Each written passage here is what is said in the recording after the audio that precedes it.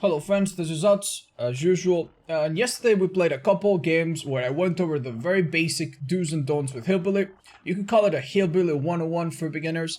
I go over the settings that you should change to make it easier, how to hit chainsaw hits from very close up, how to curve, and some of the things that you should look out for pallets, and a bunch of other tips that I think will pretty much give you everything you need to know to play Billy. I'm gonna roll the game in literally 20 seconds, but before I do that, I didn't talk about add-ons or perks, so I'm going to do that very, very briefly. Right now. In terms of add-ons, I do have a video that I'll plug again at the end of this, where I break down every add-on in the game for Hillbilly. Basically, his add-ons are complex, they don't do a whole lot. I recommend you play him without add-ons that affect his chainsaw very much. I do recommend that you bring one add-on to bring down the heat. That is the pighouse gloves, the puncture muffler, or the junkyard air filter, one of the three, ideally the yellow or the brown one. And with this you'll be able to miss a chainsaw across the map, down a guy, miss another chainsaw, break a pallet, and you'll probably be fine. You won't have to deal with the overheating system pretty much at all, unless you really go out of your way to use it a lot. And the other add-on that I recommend is actually the heavy clutch. It's a brown add-on that's very affordable. And what this add-on does is basically it lets you crash into things as you glide past them while you navigate and not hit them as easily. You can navigate around the map or maybe curve around the structure and not hit it as easily. You need to hit it at a steeper angle basically before you actually collide with it. You will be tempted to use add-ons like the steel toe boots, which recovers, makes you recover faster after you bump into something. Or the low kickback chains, which is exactly the same thing. You would think this would be very good for a beginner because you'll be bumping into things every now and then. They're actually not that great. If you have nothing else, you can put these on as well. But they're not amazing. They do not recover. They do not help you recover much quicker. And it's really not that big of a deal. These are the add-ons I recommend. When you're more advanced, you can start running things like low pro chains, some of the engravings, or some of the add-ons that help you navigate the map a bit better, and so on and so forth. Stay away from the tuned carburetor, as it removes a chunk of your speed, and everything else you can start messing with from the get-go. Now perks, you start with your 3 teachables, being Enduring, which cuts in level 3 your stun time in half from pallets. Not when you get stunned by a pallet for a rescue, but for normal pallet stunts, it cuts it in half. It's very, very good in general, and particularly good in Hillbilly. Lightborn makes flashlights completely useless. They just do not work against you, and anytime they try, you will see their aura. And Tinkerer, which is now a really, really solid perk. Anytime a generator hits 70% completion, even if it goes back and goes back again, it will happen repeatedly. You get a warning, and you will be undetectable for 16 seconds, which lets you chainsaw your way there. Or if you're close enough, maybe even be sneaky, approach, and start using your chainsaw to down the survivor, the unsuspecting survivor that's working there. The 2 perks of these 3 that you should run always, as a beginner, Enduring, so that you fear no pallet, get them out of the way very, very quickly, and Tinkerer. These 2 perks can be a staple of your build until you're comfortable and have a lot of other perks. If you have absolutely no teachables, my recommendation will be Bitter Murmur. Bitter Murmur will let you see survivors that finish a generator and walk away. If you cannot get there with Tinkerer for whatever reason, at least you'll see which generator they're moving on to next. At the end of the game, you also get to see everybody for 10 seconds. Everybody, everywhere, no matter what. And that goes really well with having super high mobility, which the Hillbilly does, and can also pair well with no aid. If you've already taken care of all the pallets throughout the match, then with Bitter Murmur, maybe you can down a survivor, see where someone else is, go chainsaw there, hit them, down them in one hit, because that's what Hex No One Escapes Death does, and wrap up a game if you already had a bit of pressure on them. Ideally, you should change Bitter Murmur for something like Barbecue and Chili. It works great on Billy, gives you points. Thrill and Tremors can walk as well. If you are going to run Ruin, which is my next suggestion, Surveillance can be a good idea as well. And instead of having this wildcard for the end, you need to have some kind of gen regression perk. Poco's the Weasel is great. Ruin can be even better. You can always run Ruin Undying as well. Very popular combo. That's what I suggest you go with perks. Start with this and start unlocking other perks for Billy. Now, we're gonna jump into the games, and I hope that you find them helpful. That's literally all there is to it. Let's go. My memory is a bit fuzzy, alright? I don't remember exactly the numbers, so maybe the numbers I'm telling you exactly are wrong. But basically, Billy has 2 stages when he starts a chainsaw. The first stage, I believe, lasts 0.75 seconds. We're gonna call it the curve stage. And everything past that is the normal sprint stage. During the curve, you can turn a lot during that very short window at the start, and after that you can only curve a little. So after that you go basically in a straight line with some movement, but at the start you can curve, right? So the way I play Billy with Q and E, I go to settings, controls, you know, turn right E, turn left Q, and as the moment I fully charge my chainsaw, I wait a little tiny little second or a little bit more depending on what kind of curve I need to do, and then I press Q and E. Right? Instead of moving my mouse, which requires very precise movements.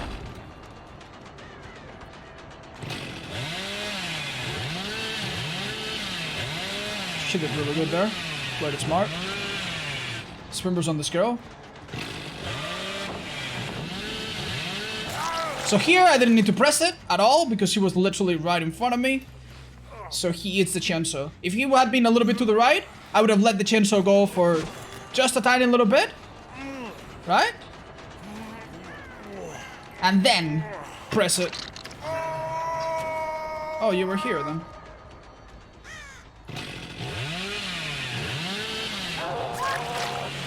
Wow, that was generous. I actually hit her through the hitbox.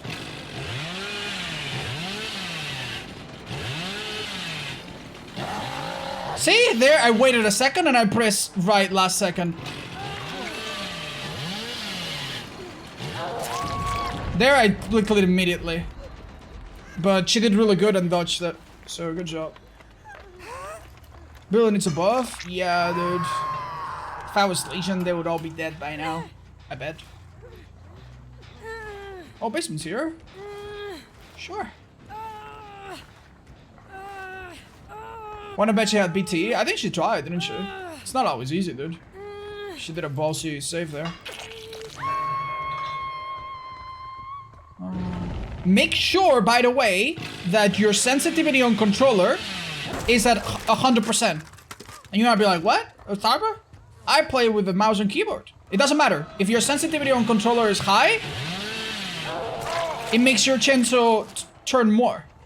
So there I had to wait a little bit, right? If I pressed it immediately, I probably would have bumped into the rock. So I wanted to... It's a barrel though. That scared her. I wanted to wait a bit and then curve around. So who killed herself? Which of the two? Okay, okay, here. Wait, now curve.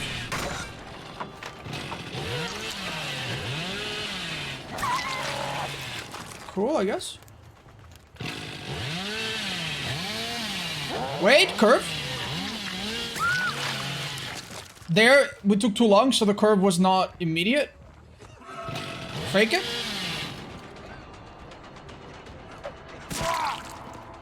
Alright, dude. Sorry, Bill. So yeah, that's pretty much how you use your chainsaw. Now, there's another trick to Billy that I think helped me a lot, and I'm gonna teach you right now. Right? Okay? If you play on lower resolution, the charge bar is a little bit bigger and it's easier to see. That's really silly, but don't play on lower resolution just because of that. Of course.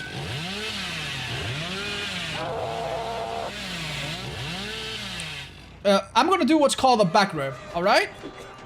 I'm gonna get really close. Never mind, she's got sprint burst.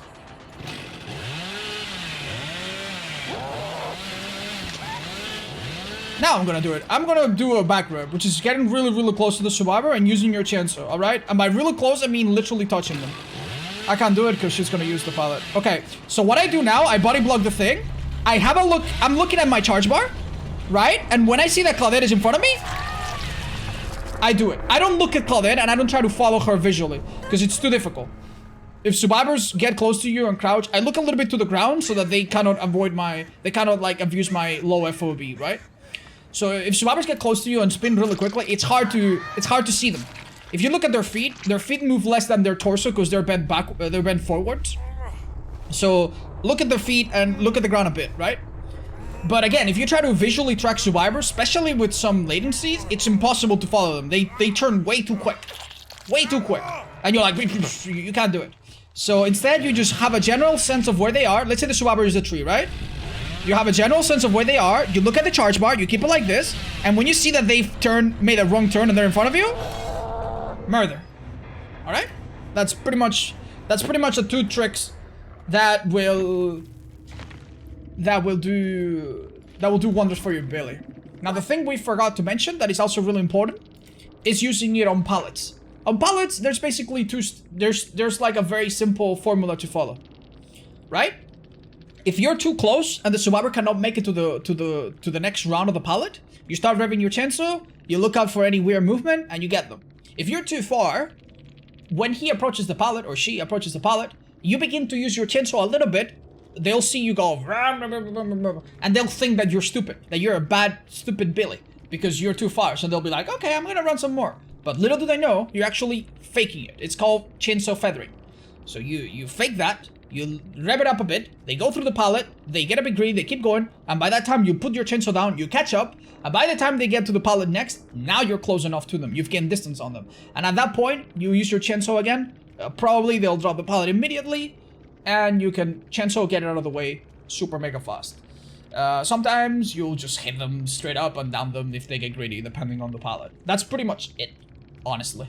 If you see, pallets can have that counterplay. Windows are not the same. You cannot fake a chainsaw at a window, because if they go through, they just go through. There's no such thing as dropping it and chainsaw quickly out of the way, right? Until they buff Billy.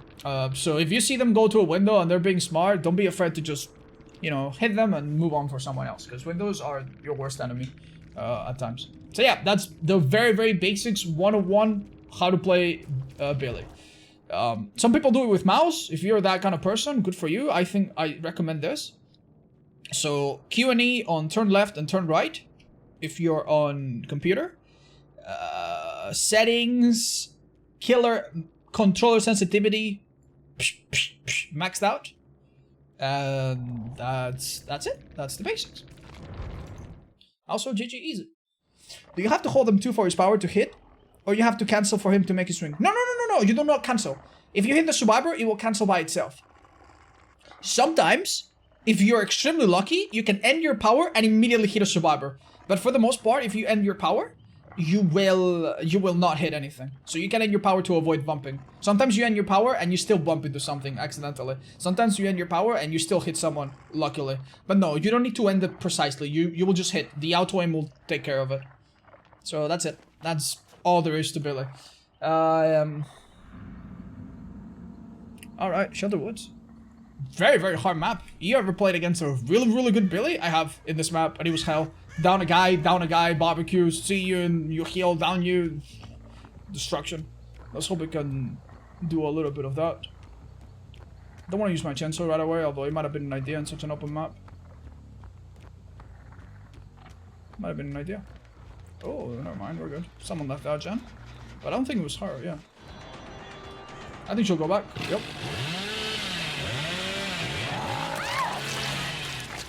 We made a good read. Fang right here. I don't try to chase her, I just try to beat her to whatever it is she's doing. Exactly the same trick I told you.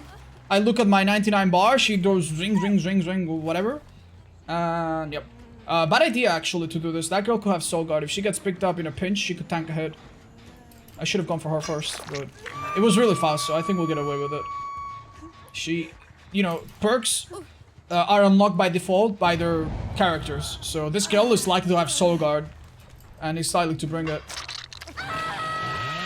So you should play around that always. It seems simplistic, but it's often very, very true. Hello, key boy. Ruined on doing damage to that. The fourth survivor has to come. I'll fake it. Okay, fair enough. No need to use my chainsaw if I'm already here, you know. If you're grabbing your chainsaw from a distance, by all means break it with the chainsaw, but if not, that's fine. I'm gonna go pressure this rescue. Go for the healthy guy, then back to the Felix. This is the girl we're looking for. We down her fast and go back to Felix if we can. Because she's in a bit of a dead zone here, isn't she?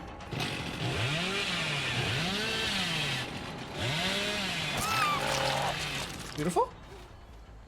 Really, really good survivors, they don't start doing what she did. They count 2 seconds. They know that it's 2.5 seconds, right? And they understand that there's no real add-ons to make it quicker for the most part. So they basically count 2 seconds. And after 2 seconds, they start spinning. To make you think that, oh yeah, I'm not dodging, I'm not dodging. Oops. I'm dodging. Oh, we hit that one branch, I think. That might actually help us. We faked it. Now we do it for real. Out of the way, very little distance from him. I don't think he makes it anywhere. He does have another pallet. We're gonna start running this immediately. That was risky. He could have stunned me, but, you know, just get it out of the way, dude. If he stuns me, well, one less pallet in a map with like 3 pallets. And now that Jenny's not done, the 2 closest pallets are gone. We have 4 stacks of barbecue, which makes us the moral victor of this match already. And look at this map, dude. Oh my lord. We're gonna take a little shortcut here. Hello, Fang. We have a pallet here, good to know. We're disturbing 2 people because someone else is here and probably hiding right now. Are there scratch marks ahead of her? Yup, that means they're going for the rescue. Sure. All the pallets here removed. And now, because I'm chasing her, someone else will have to go for the rescue. Or maybe not. Alright, dude, I'm very, very keen on this. Hi, Spirit. Welcome. She could have done that with decisive, but she had been cooked a long time ago. Someone doing totems or something?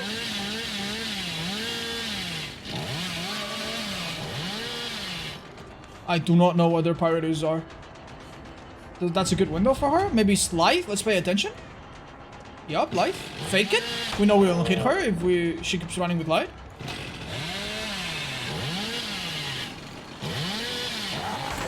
We do a little curve there to hit the pallet. Curves are also important to hit pallets, not just to hit people. That was really good from her.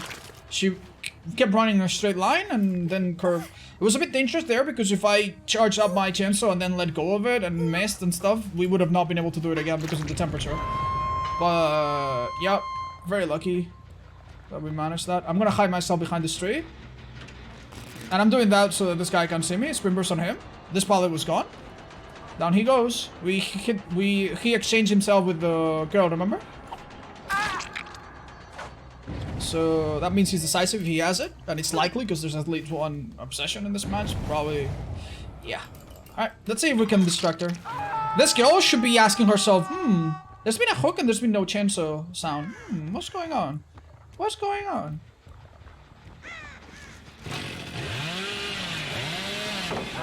Honestly, if she kept running, that would have been a good play there.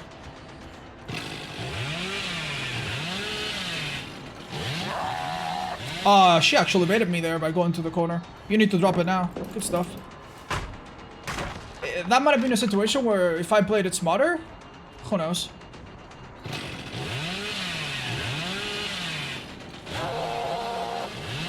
That was not bad, but I was a bit too far. Good execution, just bad timing, I guess. I'll fake this. I'm not quite sure where she went. She might have quick and quiet into a locker or something. Well, screw it, dude. I'm not gonna waste time here. Hi, dude. Cancel it? There? Okay, when you chase a survivor by a wall, you do not aim close to them because they're gonna go to the right. And you do not aim at the wall for obvious reasons. You aim over here, and if they stay on the wall, you curve left. If they turn right, which they often do, you just stay on curse. And if they do a massive spin or something, then you turn a little bit to the right. Okay? It's the same with hunters. You make use of your thick hitbox and do not aim too close to the wall because, you know, that doesn't benefit you. You know, and they're not gonna stick to it for the most part. Do not, like, the thing that survivor should have done is run close to the wall, count about 2 seconds, right? And then at 2 seconds do a little move to the right. But only a little move and then back to the left. And that could have tricked me into letting go early and, you know, shooting myself in the foot. Right, bye. So they did 1 gen. And we could honestly go for this guy instead of Felix. This is the Cheryl. Yep. So what do we know about the Cheryl? We know she has no pallets here. Did she start walking over here? No. There she is. Nope, my window. It's a fake. Oh, but she's smart. Well done. Might be a time to take an M1 here, honestly. Lithe, good job. We catch up though, because we have a chainsaw.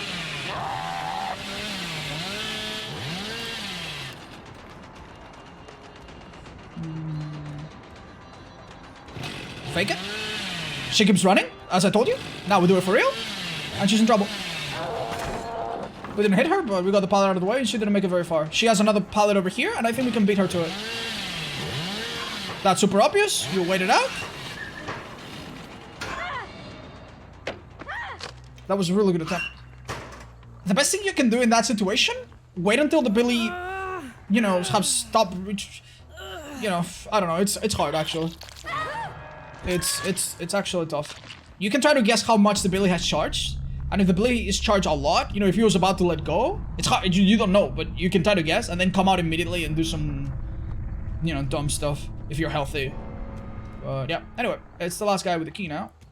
And even if we close the hatch, he is likely to open it back, so... Let's just go around.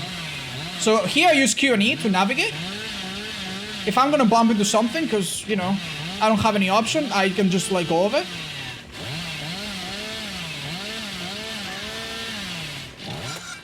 Oh, alright, that's the second time we do that. A little tip, sometimes the best way to go around something is, you know, you can curve for, imagine I want to go around this building. You can come here and go and curve. Right. So, yeah. We can body block this so we can't use the key, can we not? Go open the other exit gate, I'm gonna guess. Let's keep an eye out. He does have spin burst, so he could beat us to it. If he's down, he can't use the key, but... Oh, there he is. Cute. Okay, he wasted the spin burst. If I go through here, he can make... Honestly, though, you're gonna die in a minute. We're in a good spot, aren't we? Let's see if he tries to beat us to, like, this space. Yeah, he did. He doesn't know exactly where. There you go. Unlucky, dude. But... what are some other tips? Yeah, anytime survivors make a mistake around a pallet or a window or anything like that, or a hook survivor, very important, use your thick hips to body block it, right? So let's say I'm chasing a survivor that's trying to fastball that window, alright? He's in front of me, he's going for the fastball. I don't chase him like this and then fail at the window. I chase him like this and wait here. And even if you body block like a tiny portion of it, that's enough to block it. That's another thing you learn. And yeah, that's a bunch of other tips, I suppose. You could see us with the blood amber. That's where he was approaching carefully. That's a good item. Did you well played off?